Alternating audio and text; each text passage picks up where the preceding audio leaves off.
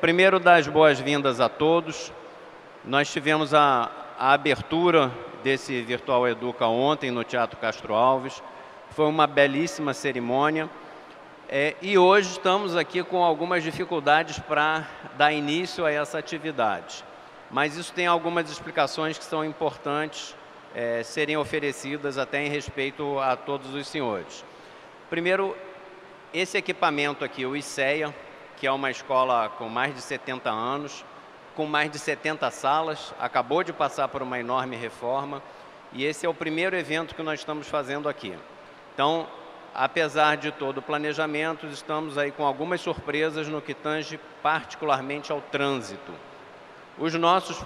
Não está ouvindo, não? O pessoal está reclamando que não consegue ouvir por causa das máquinas aqui. Dá para diminuir a velocidade do aparelho aí, amigo? O pessoal está reclamando que não consegue ouvir. Eu me ouço aqui muito alto, não sei vocês aí. Nada, nada? Pessoal do som, alguma orientação aqui? Porque para mim está muito alto, mas o público está dizendo que não ouve. Melhorou? Muito eco. O eco, por enquanto, não vai ter solução, tá? Esse teatro aqui é o segundo maior teatro da cidade de Salvador, passou pela primeira etapa de reforma. A parte acústica do teatro vai ser feita numa segunda etapa, tá? Então ele será reformado para ser usado plenamente como teatro. E o eco é fruto da falta de tratamento acústico, tá? Nesse momento, nós estamos com 50% dos nossos palestrantes presos em 2 ônibus que estão no engarrafamento, tá? Então está tendo muito atraso por conta disso. Mas, felizmente, o nosso conferencista chegou aqui todo molhado, pegou chuva, caminhou debaixo da chuva, mas chegou no horário. Eu queria pedir para o professor Siddhartha subir ao palco e eu vou apresentá-lo aqui brevemente.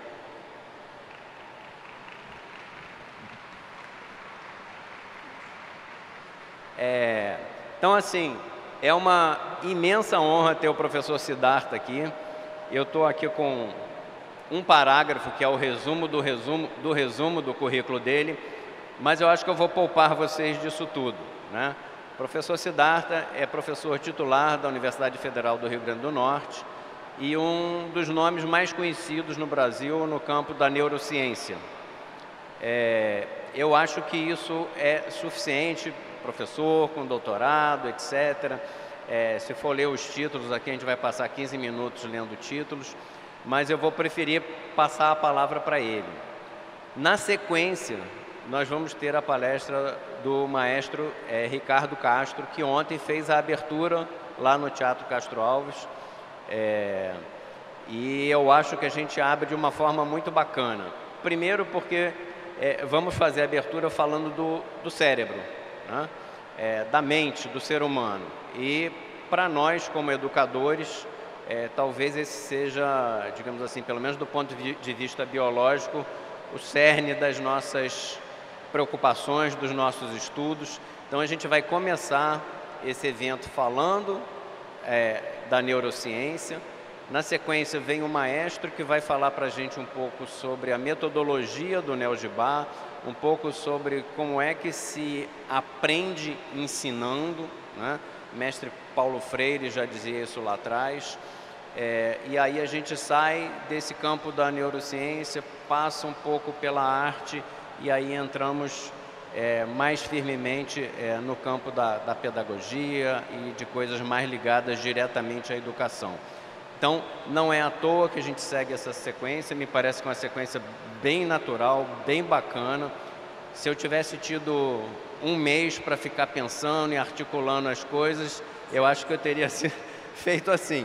Mas não foi tão planejado. O acaso tem sempre um papel a desempenhar nessas coisas todas. Mas eu já falei demais, vou passar para o professor Siddhartha, a quem eu agradeço imensamente por estar aqui presente, por aceitar o nosso convite, por ter feito uma troca na sua programação de última hora e por chegar aqui com essa garra que é aquela da nossa educação pública, né? É essa garra de estar aqui debaixo de chuva, de camiseta, sem essas frescuras aqui. E eu acho que isso é a cara da nossa educação pública, mão na massa, fé naquilo que a gente quer fazer. Então, bom evento a todos. Professor Siddhartha, mais uma vez, obrigado. Obrigado, Rogério. Prazer estar aqui. Gente, eu acho que eu vou ir para frente, porque eu não estou conseguindo escutar direito. E, como o Rogério falou, eu tirei o paletó, porque está tudo molhado. Tudo bom, gente? Legal? Só para ter uma ideia, tudo bom? Levanta a mão, por favor, quem é brasileira ou brasileiro. Quem é da América do Sul, sem ser do Brasil. Da América Central. África. Ásia. Europa. Beleza. Todo mundo entende português? Beleza. Eu vou pedir, não entende português? E ele tem tradução para ele, simultânea? Tá. Tradução pelo ouvido. Quase todos os slides estão em português, alguns não estão em inglês, mas eu vou explicar, não tem problema. Quantos de vocês são professores ou professoras? Massa. Pessoal, o que eu trouxe para vocês é uma mistura de resultados experimentais do meu laboratório, de outros laboratórios, e também ideias, coisas que a gente tem pensado e que a gente acha que podem ser úteis para vocês, tá? Passa a próxima, por favor. Mais uma, por favor. Eu queria começar essa palestra lembrando que a cada minuto 11 crianças morrem por causas ligadas à pobreza no mundo. Essa deve ser, na minha opinião, a consideração inicial de qualquer pesquisa que tenha a ver com educação. Quer dizer, a gente tentar elevar, pensando no primeiro mundo, muitas pessoas se preocupam em elevar o teto, quando na verdade o problema é o piso, né? O teto, quanto mais uma pessoa pode saber e conhecer, nos países do primeiro mundo essa pode ser uma questão, mas nos países do terceiro mundo a questão é outra. A questão é que as pessoas não têm o mínimo nem para poder ir para a escola aprender. E eu vou falar então o tempo todo sobre isso. Mais uma, por favor. Bom, então a gente tem que lembrar que a maior parte da população que vai à escola vem de moradias como essas, né? Pessoas que moram em favelas, em comunidades carentes, que não têm esgoto, que não têm alimentação adequada, que não dormem adequadamente, porque as pessoas dormem na mesma cama, muitas pessoas ao mesmo tempo, uma acorda a outra. Quando você está quase dormindo, chega aquele cara que estava da família que trabalha mais tarde. Então é uma situação em que a fisiologia, a biologia está prejudicada. E é isso que eu vou falar aqui, é que na pobreza a gente tem que olhar para a biologia antes de olhar para a pedagogia. A pedagogia é fundamental, mas ela só pode vir depois de você resolver certas questões básicas. Isso parece óbvio, é um senso comum, mas a gente não faz isso na escola direito. A gente não faz isso legal. E é isso que eu quero conversar com vocês. Mais uma, por favor. Então a gente vê um mundo que está ficando progressivamente poluído, com a deterioração das relações humanas. E isso tudo tem a ver com a desigualdade, com a pobreza e com a desigualdade. Mais uma, por favor. O que é interessante é que todo mundo concorda, a esquerda, a direita, né, o terceiro mundo, o primeiro mundo, os religiosos, os ateus, todo mundo concorda que o lugar onde isso vai se resolver é a escola. A escola é esse lugar mágico, onde a desigualdade de oportunidades vai ser sanada, onde a gente vai poder equalizar oportunidades. Agora, será que a escola está capacitada? A escola tem os elementos, tem as ferramentas para fazer isso? É claro que não, né? Mais uma, por favor. Isso aqui é um estudo de salários em vários países e existe um modelo matemático para tentar prever que tipo de variável pode melhorar a qualidade do ensino. E a gente vê que o Brasil tem uma qualidade de ensino ruim, como vários países da América Latina, mas o Brasil é particularmente ruim, e isso tem a ver com os salários. Nesse modelo aqui, havia 63 variáveis para tentar prever o desempenho médio dos países. Dessas 63 variáveis, só 2 foram relevantes: salário e número de alunos em sala de aula. Então, se o Brasil quisesse virar a Finlândia, de acordo com esse modelo, precisava aumentar o salário em 5 vezes e precisava diminuir o número de alunos da sala em 5 vezes. Então, a gente está 25 vezes distante da Finlândia. Esse é o nosso trabalho, a gente tem que chegar lá. Mais uma, por favor. Isso foi uma pesquisa que eu fiz com um colega, Guilherme Brockington, que está na Universidade Federal do ABC, em que a gente olhou os salários de professores do magistério, nos níveis fundamental inicial, fundamental final e médio. Salário médio para uma licenciatura, 40 horas semanais, tá? E a gente vê ali o IDEB das escolas públicas nos diferentes estados. Cada pontinho daqueles representa um estado brasileiro. O que a gente vê? Que para o ensino fundamental, nos anos iniciais, em vermelho, existe uma relação entre salário e IDEB. É como se você pudesse dizer, olha, os estados que pagam melhor têm um IDEB melhor. Não é uma relação muito forte, 0,19 o R, o coeficiente de correlação. Mas é uma correlação significativa, a gente vê que a curva vermelha é inclinada. Quando chega no ensino fundamental, anos finais, que é o verde, essa correlação caiu para 0,16, a curva era assim, ficou assim, e ela já não é significativa. E quando chega no ensino médio, a inclinação vai quase a 0. É como se você dissesse, tanto faz quanto você paga no ensino médio, é sempre ruim o resultado final. Por que será isso? Por que você pagar mais ou pagar menos no ensino médio não faz diferença, aparentemente? Isso acontece por causa daquela curva que está lá em cima, que é uma sigmoide, um S, que é uma curva que correlaciona recompensa com motivação. Se você está muito no início da curva, não adianta aumentar a recompensa. Vamos supor, eu falo assim, ó, eu te dou R$1 para você limpar essa sala inteira. Você fala, pô, não vou, R$1, não vou limpar essa sala. Fala, não, então tá bom, eu vou te dar R$2, eu dobrei a sua recompensa. Não faz diferença, é muito pouco, é o início daquela curva. Por outro lado, se eu falar para você, ó, eu te dou R$1 milhão para você limpar essa sala, você limpa, rapidinho. Se eu te der 2 milhões, você vai limpar tão rápido quanto, você já está saturada no máximo, é o final da curva.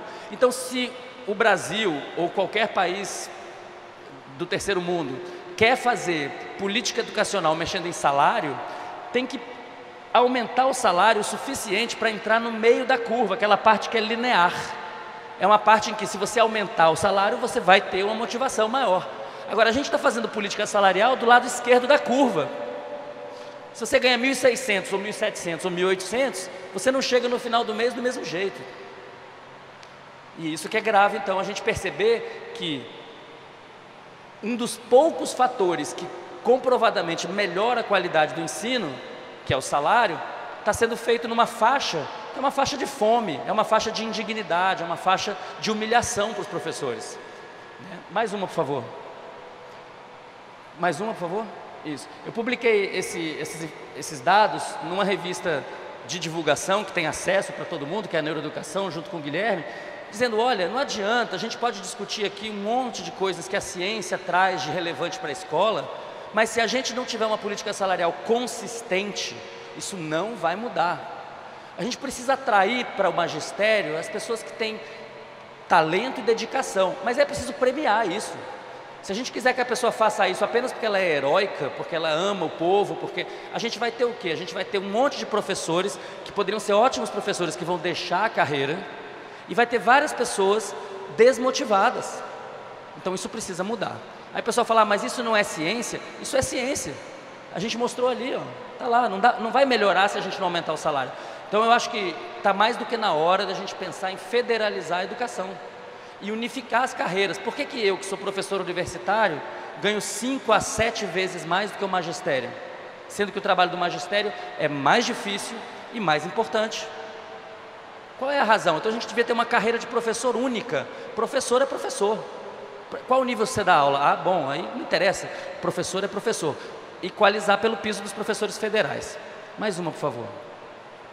Bom, eu tenho feito parte de um movimento que, à parte essa questão política, pretende estudar o aprendizado na escola de uma maneira mais científica. Que maneira científica é essa? Na verdade, é uma adaptação daquilo que já se faz em medicina. Se você quiser saber se um remédio novo é bom, você tem que fazer um ensaio fase 1, fazer um fase 2 e fazer um fase 3. Você primeiro precisa saber se aquilo não faz mal para ninguém. Depois você tem que saber se aquilo tem efeito. Depois você tem que saber se o efeito é grande o suficiente para valer a pena você fazer aquela mudança.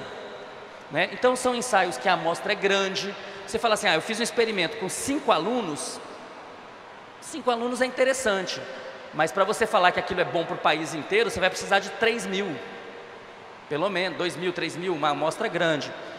Aleatorização, né? Quer dizer, você misturar os seus alunos de forma que as amostras sejam ao acaso, né? Porque senão você pode escolher numa amostra os alunos que já estão indo melhor, numa amostra os alunos que já estão indo pior, e o seu estudo, na verdade, é um estudo que já estava definido a priori. Controle com placebo, isso é uma coisa um pouco difícil na educação, a gente pensar o que é um placebo, mas eu vou tentar mostrar para vocês um experimento em que a gente fez isso. O que seria o placebo? Na indústria médica, o placebo é aquele remédio que não tem efeito, em que você apresenta o placebo para dizer, olha, não é porque a pessoa acreditou, porque ela está imbuída psicologicamente, mas de fato teve efeito. Vamos falar sobre isso daqui a pouco. E o desenho cruzado o que é? É você pegar um grupo, vamos supor, você fala assim, eu vou comparar tabuada e Kumon, tá? Então um grupo vai fazer a tabuada, o outro vai fazer o Kumon.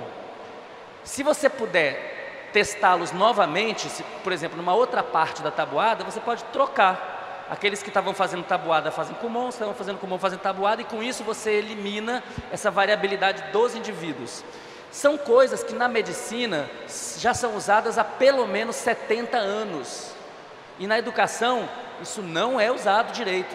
A gente não usa esse ferramental científico para fazer pesquisa, quase não usa. Então isso é, na verdade, uma grande oportunidade para que essa pesquisa seja feita. Tem muita coisa para fazer que não é tão complicado assim. Mais uma, por favor. Bom, então tudo que eu vou argumentar aqui com vocês hoje é no sentido de dizer que na pobreza a biologia suplanta a pedagogia ou a psicologia, ou usar uma palavra melhor, precede, porque suplantar significa que toma um lugar. Não toma um lugar, a pedagogia tem o seu lugar, mas a pedagogia sem atenção à biologia, ela já começa derrotada. Se uma criança chega na sala de aula e não se alimentou nas últimas 12 horas, é impossível, não há pedagogia que dê jeito. Já dizia o velho Brizola, tem que alimentar. Então, agora, alimentação é uma coisa mais fácil da gente entender. Agora eu vou falar de outras questões, do sono e do exercício físico. Mais uma, por favor. E aí, eu quero dizer que essas 3 variáveis, sono, exercício físico e alimentação, que hoje em dia não fazem parte da discussão pedagógica de fato, não faz parte de fato, são, na verdade, uma imensa oportunidade para o terceiro mundo se levantar, porque a gente tem muito a ganhar com modificações relativamente simples e baratas. A gente não está falando aqui de aumentar muito o custo, a gente está falando de fazer uma coisa um pouco mais inteligente com aquilo que já acontece. Quantas de vocês já tiveram alunos que dormem em sala de aula? Por favor, levanta a mão. Todo mundo, quase. Né? Então eu vou tentar convencer vocês de que o sono não é inimigo do aprendizado escolar. Na verdade, o sono, se ele for entendido, se ele for compreendido, ele pode se tornar um grande aliado. Mais uma, por favor. Bom, para começo de conversa, uma coisa que nós não sabíamos há 10 anos atrás e hoje nós sabemos é que o sono detoxifica o cérebro. Durante o dia nós acumulamos toxinas no cérebro, por exemplo, proteínas beta-amiloide que levam ao mal de Alzheimer. As pessoas que ficam sem dormir por muitos anos, sem dormir adequadamente, dormindo pouco, ou dormindo de maneira fragmentada, ou dormindo no horário errado, trocado, essas pessoas têm um risco de desenvolver a doença de Alzheimer muito maior. Mas na prática, na escola, a criança não vai desenvolver Alzheimer aos 7 anos de idade. O que ela vai desenvolver é uma enorme dificuldade de aprendizado, porque o cérebro dela está intoxicado. Se uma criança dormiu mal e ela chega à escola com déficit de sono, ela precisa dormir antes de qualquer coisa. Da mesma maneira que a gente dá um café da manhã, a gente também tem que oferecer a possibilidade da criança dormir antes da aula. Esse é o sono preparatório para o aprendizado.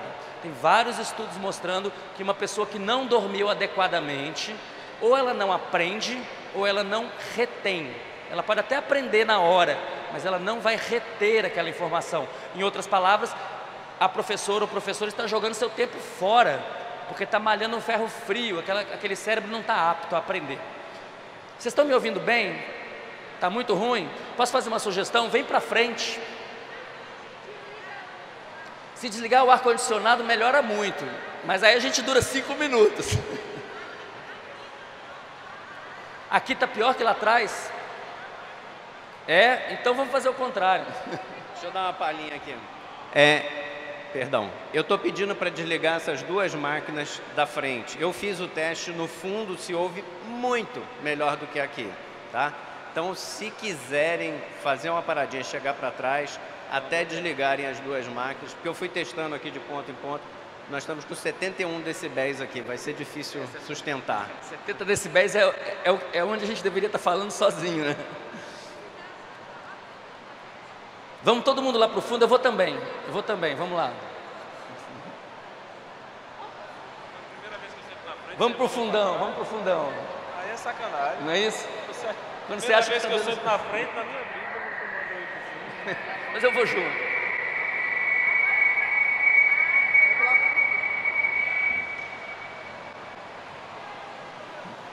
Vamos para o fundão.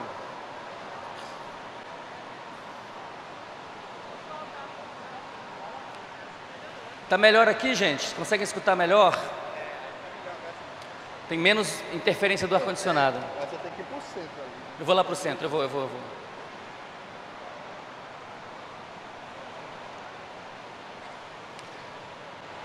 Passa a próxima, por favor. Bom, gente, eu resolvi trazer para vocês o resultado de um experimento que fizemos lá na Universidade Federal do Rio Grande do Norte. Quer dizer, na verdade fizemos na escola, mas como pesquisadores da Universidade Federal. Foi o mestrado daquela menina ali, da Natália Lemos. Vocês estão escutando agora melhor? Eu agora não estou escutando nada. Espera aí, deixa eu voltar aqui, melhor. E também foi um trabalho com Janaína Weisheimer, que é professora lá. A gente fez o seguinte, pegou crianças da 6ª série, em torno de 11 anos de idade, e deu para eles uma aula experimental sobre visão e memória. Um assunto que não está no currículo, um assunto que teoricamente eles não deveriam conhecer. E a gente fez um pré-teste ali na hora, só para saber se de fato eles sabiam ou não sabiam aquele assunto, tá? Depois dessa aula, uma aula então sobre o olho, o que é um olho, o olho da mosca, o olho do ser humano, um monte de assuntos que a gente verificou como memórias declarativas. Então, o que a gente pedia no final era uma prova de múltipla escolha. Diga o que é a retina, diga o que é o nervo óptico, por exemplo. Elas tiveram essa aula por 15 minutos e depois a gente sorteou elas em 2 grupos. Grupos soneca e grupo vigília, tá? Quem foi para a soneca foi para uma sala, deitou num colchonete, recebeu uma máscara. Então, é aquilo que qualquer escola tem, uma sala, colchonete e uma máscarazinha de pano. Não é uma coisa cara. E a outra metade foi assistir mais aulas ou foi brincar. A gente fez alguns grupos controle. E a gente não falou para eles que eles iam ser testados novamente. Eles não foram avisados. E de surpresa, nós voltamos 1 dia depois, ou 2 dias depois, ou 5 dias depois e testamos eles. Próximo, por favor. O que vocês veem? No primeiro dia, que são as primeiras 2 barras, os que tiveram soneca, que está escrito nap, aquela barra escura, e os que estavam na vigília, waking, tiveram 10 a 12% de ganho. Quer dizer, eles tiveram uma aula e lembravam 10% a mais do que sabiam antes da aula. Então todo mundo aprendeu alguma coisa. Só que 2 dias depois, o grupo da vigília, que é aquela barra cinza clara, começou a cair. 5 dias depois, o grupo da vigília estava igual ao grupo que não tinha tido aula, em torno do 0. E o grupo que dormiu estava lá com os seus 10, 12%. Ora, essa história de aprender e esquecer isso não é privilégio do terceiro mundo, não. Se você for lá em Harvard, se for lá em Yale, nas melhores universidades do mundo, a pessoa que tira 10 em bioquímica, você chega um ano depois e fala, o que você lembra? Quase nada. Por quê? Porque o nosso método de ensino é um método que testa as pessoas uma única vez, em geral. Quase sempre. A gente fala que vai fazer uma prova final cumulativa, mas quando chega no final você fala, se eu fizer a prova cumulativa eu vou bombar todo mundo. E você acaba não fazendo. Então você faz uma prova bimestral, por exemplo. Isso é o mais comum. Essa é a receita para o aluno, tirando 10 ou tirando 0, não lembrar nada depois. Então muito do que a gente faz na escola vai embora. Vai embora. É um imenso esforço pessoal, é um imenso esforço do Estado, e no final não sobra quase nada, tá? O que a gente acha é que o sono após o aprendizado pode ajudar a resolver esse problema, consolidando aquelas memórias, tornando aquelas memórias sólidas. Mais uma, por favor.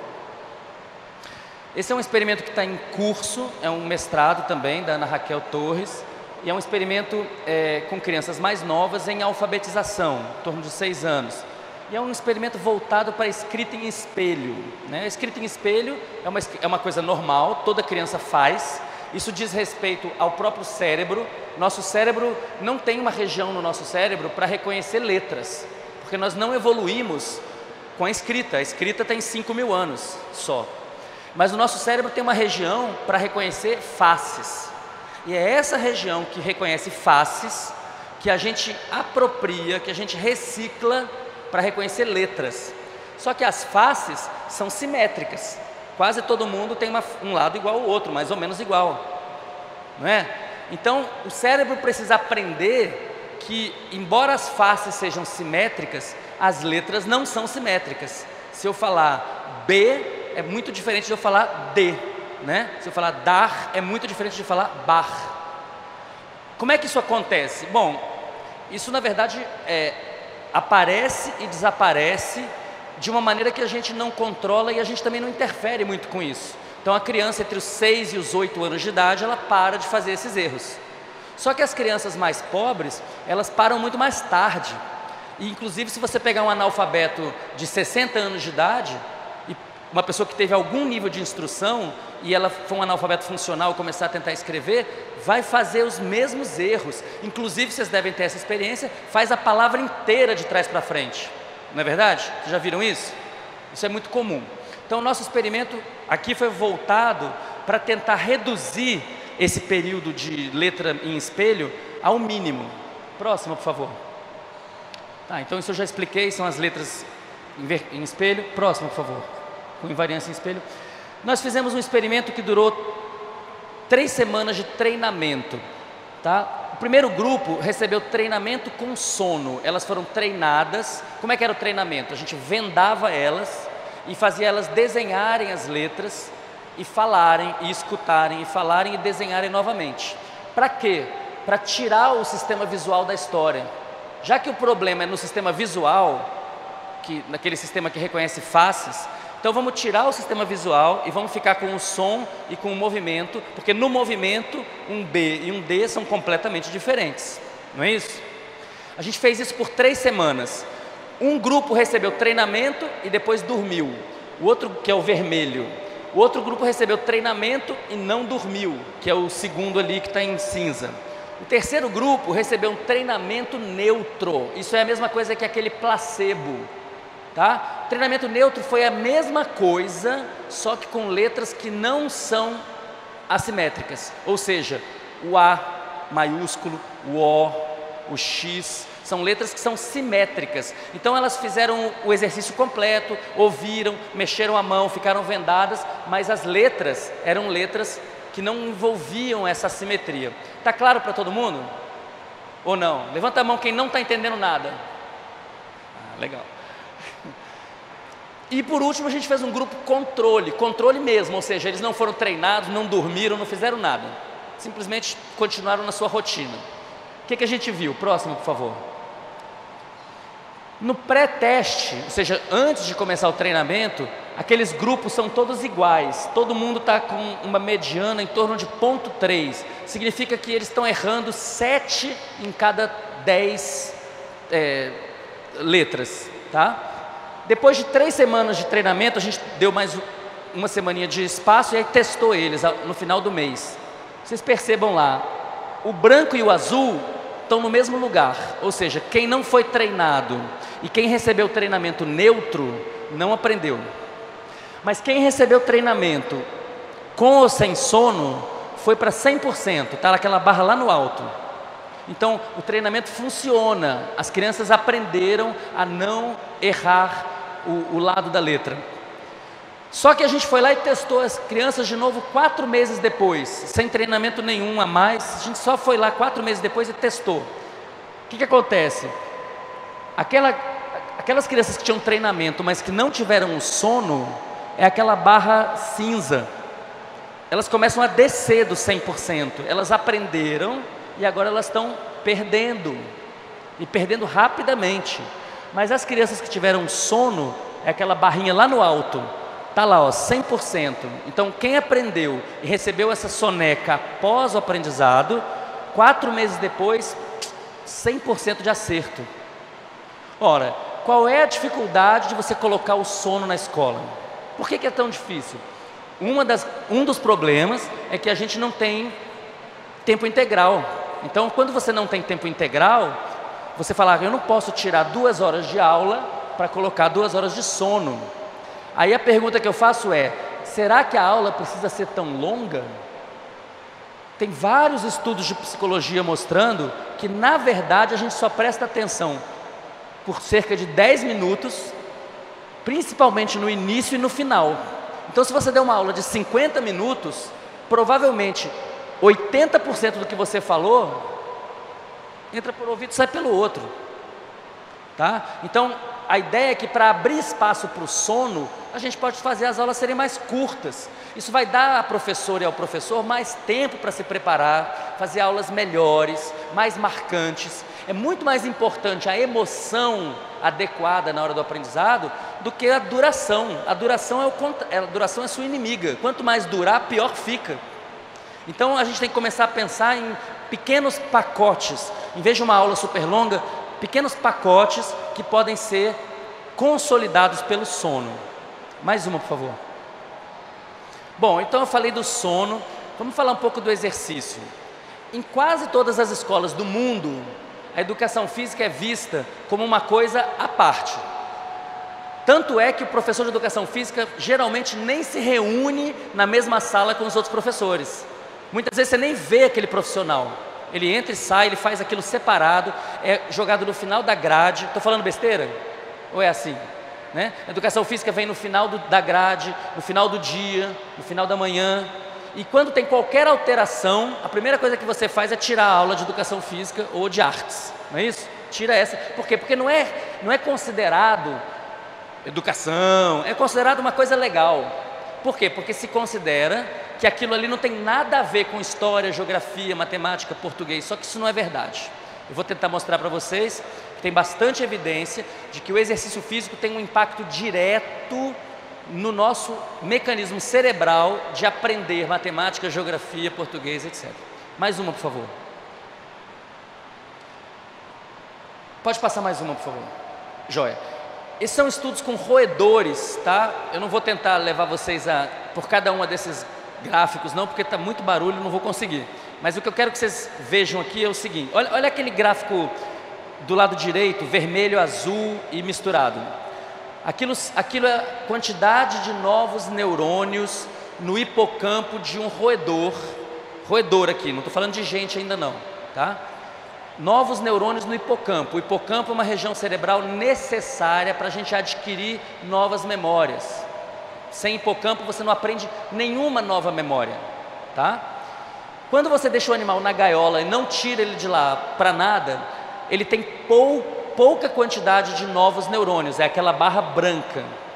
Quando você oferece para o animal um ambiente novo, objetos novos, que seria uma aula bacana, uma aula legal, é a barra azul, ou seja, isso aumenta a quantidade de neurônios novos. Quando você oferece para o animal exercício físico, coloca ele para correr naquele carrossel, é aquela barra vermelha, aumenta o número de novos neurônios. Agora, se você der as duas coisas, novidade, que é o azul, e exercício físico, que é o vermelho, olha o que acontece. É um efeito cumulativo.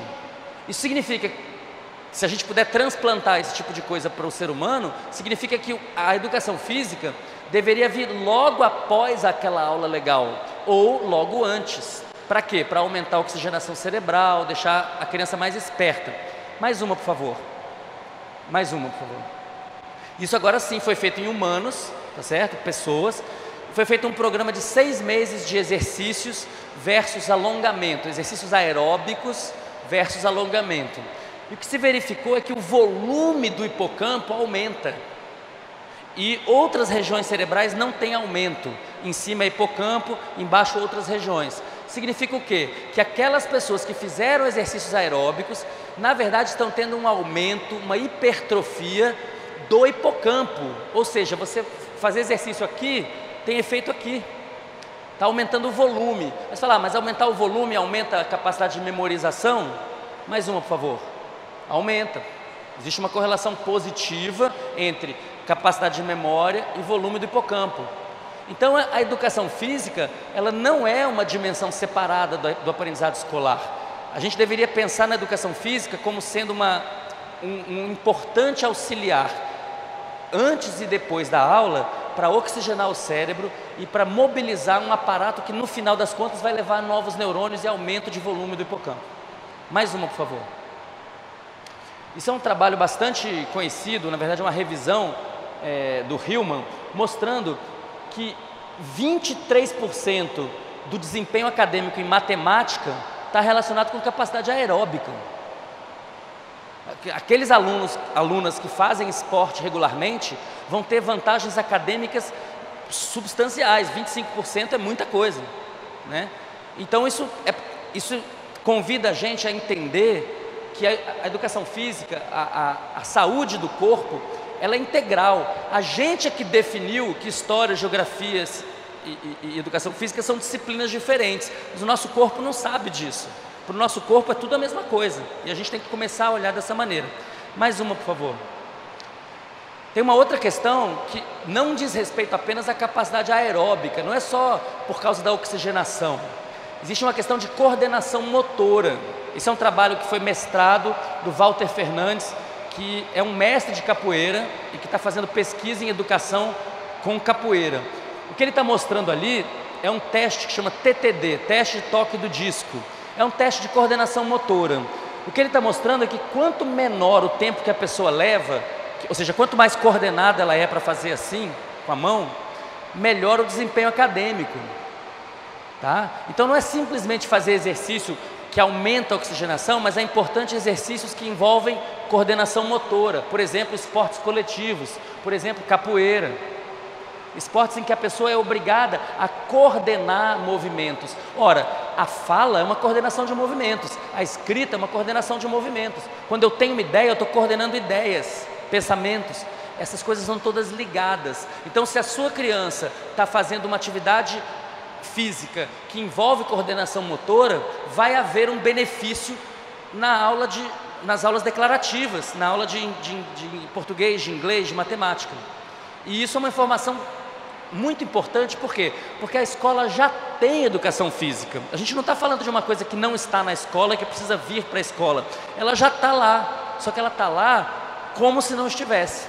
E é isso que a gente precisa mudar. Mais uma, por favor. Quando eu estou colocando que são frutas fáceis de colher, eu estou dizendo que são coisas que a gente pode fazer com um mínimo de modificação na nossa rotina. E mais, vocês, professoras e professores, que fizerem isso, se fizerem isso direito, digamos assim, de maneira sistemática, vão poder fazer disso mestrado, doutorado, pós-doutorado, especialização, publicação, ou seja, o professor e a professora como pesquisadores da sua própria sala de aula. Muitas vezes, quando eu dou a palestra, as pessoas falam: ah, mas meus alunos não são ratinhos para fazer experimentação. E a minha resposta é: toda aula que você dá é uma experimentação. A única diferença é que você pode anotar ou não. Se você anotar aquilo em detalhes, é um experimento. Se você não anotar em detalhes, é só a sua aula. Concordam? Mais uma, por favor. Bom, gente, a alimentação é uma coisa meio óbvia também, né? O cérebro precisa de glicose. Aquilo ali é um mapa de consumo e excreção de glicose no corpo. Praticamente 70% da glicose é consumida pelo cérebro. O cérebro não tem estoque de glicogênio, o cérebro não tem outras fontes de energia. Então, se uma criança não se alimentou adequadamente nas últimas 12 horas, é humanamente impossível um aprendizado adequado. Nenhum faquir conseguiria, tá? Então, é preciso alimentar as crianças. Mais uma, por favor. Isso é um experimento famoso em que se deu glicose versus glicose versus sacarina. A sacarina seria o controle, quer dizer, é uma coisa doce, mas não tem valor calórico, tá? E fizeram isso com jovens, com universitários. O que você percebe lá é que quando eles recebem glicose, existe um desempenho 30% maior em, por exemplo, lembrar um texto que foi lido. 30%, gente, é uma enormidade. 30% a mais. Se todos os seus alunos tivessem um desempenho 30% maior, vocês estariam felicíssimos. E isso significa, nesse caso, é tão simples quanto oferecer um alimento com glicose um pouco antes da aula, tá? Esse pesquisador que fez esse experimento, Paul Gold, ele fez isso com seres humanos, fez isso com animais, com ratos. Ele injetou todo tipo de substância para ver o que melhora o aprendizado. Uma das melhores é a noradrenalina, um neurotransmissor que a gente tem no cérebro. Só que a glicose é melhor que a noradrenalina, é melhor. Então, quer dizer, é uma coisa tão simples, né? Você começar a sua aula dando uma fruta, por exemplo, para os seus alunos. Conversa com a direção e monta um plano diferente, né? Mais uma, por favor. Só que o tipo de alimento interessa, tá? E aí a gente sai do terceiro mundo e chega no primeiro mundo, porque nos Estados Unidos, por exemplo, a alimentação escolar é um problema, porque as pessoas comem muitas gorduras não saudáveis, comem quantidades absurdas de carboidratos. Quanto tempo eu tenho? 5 minutos? Uau! Então tá bom. O que vocês estão vendo ali, esse estudo não é em ser humano, é em roedor. Vocês estão vendo animais alimentados com alto teor de gordura, em negro, HF, High Fat, e baixo teor de gordura, Low Fat, em branco. Vocês veem que os animais que têm alimentados com pouca gordura, eles aprendem rapidinho aquela tarefa. Quando dá 4 dias, eles já estão levando tempo mínimo para resolver uma tarefa de navegação espacial. Enquanto que aqueles alimentados com alta gordura, mesmo depois de 8 dias, eles ainda não chegaram lá. Eu moro em Natal. Em Natal é um lugar onde todo mundo acorda de manhã e come logo uma quantidade absurda de gordura e proteína. Carne com gordura. Isso é péssimo para o aprendizado, péssimo. A gente tem que fazer uma discussão séria sobre a qualidade da merenda escolar e a qualidade da alimentação que é feita em casa. A gordura, essa gordura, digamos, claro, tem gorduras boas, mas as gorduras que são deletérias são bloqueadoras do aprendizado. A gente tem que ter clareza disso. Mais uma, por favor. Bom, então, esse slide é para dizer que enquanto a gente não resolver essas frutas que estão fáceis de pegar, alimentação, exercício e sono, para que a gente vai subir na árvore? Para que a gente vai discutir outras coisas se a gente não resolveu essas coisas que são tão simples e que ainda são tão problemáticas? Mais uma, por favor. Eu tenho mais 3 minutos, então pode passar mais, por favor. Pode passar. Vamos embora. Vamos lá para o final. Aí, obrigado. Então, o que eu estou propondo, o que nosso grupo vem propondo, é que quando as crianças chegam na sala de aula de manhã, elas estão muito pouco aptas a aprender, porque ela está pensando em outras coisas. Ela está pensando na comida que ela não comeu, ela está pensando no esporte que ela não teve condição de fazer, de se alongar, de esticar o corpo, ela está querendo dormir. Então ela tem necessidades fisiológicas básicas e a escola acolhe normalmente, há exceções, mas normalmente acolhe mal. Dá uma comidinha, mas se a criança começar a dormir, ela vai levar uma bronca.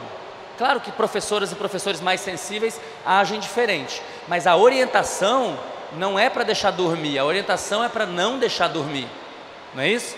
E exercício físico de jeito nenhum, só no final.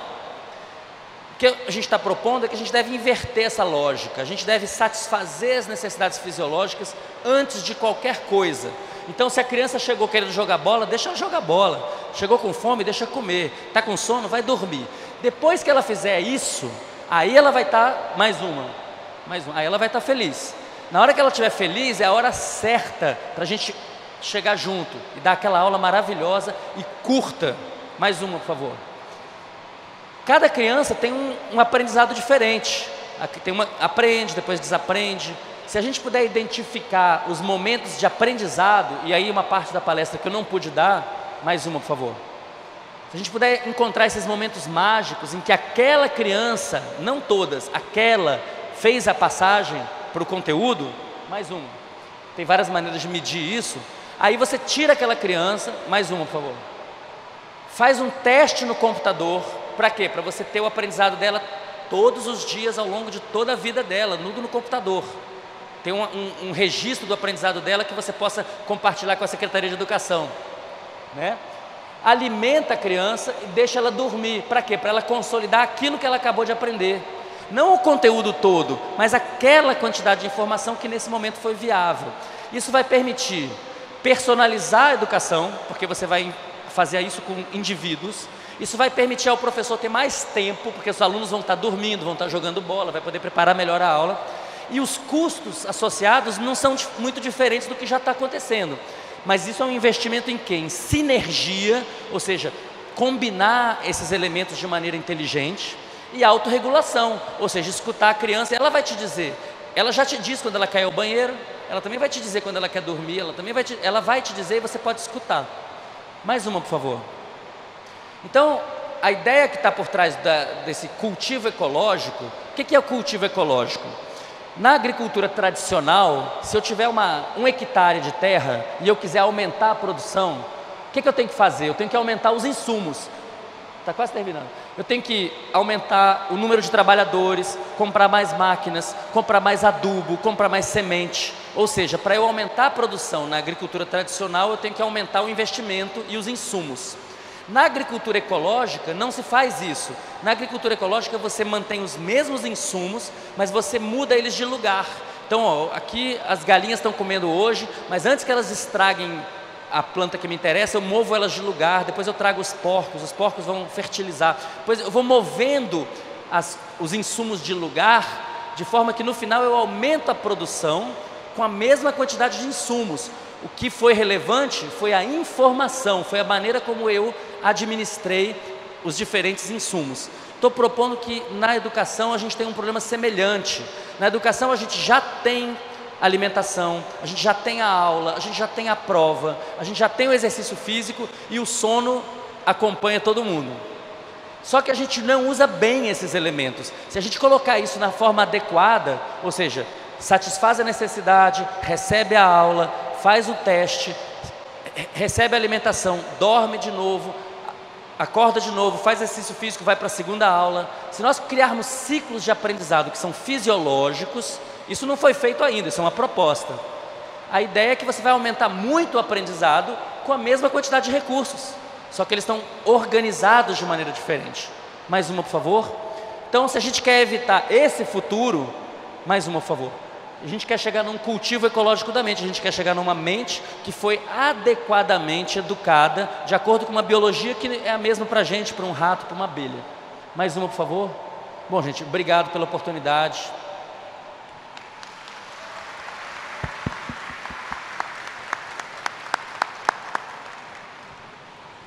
Só pedindo desculpas mais uma vez aqui ao mestre Siddhartha, uma aula fantástica, uma conferência espetacular. Mas assim, nós professores somos todos aprendizes e estamos aqui aprendendo a usar este equipamento ICEA, né? Eu acredito profundamente que vale a pena, estaríamos muito mais confortáveis no hotel, no centro de conferências, mas o legado para a escola seria muito menor.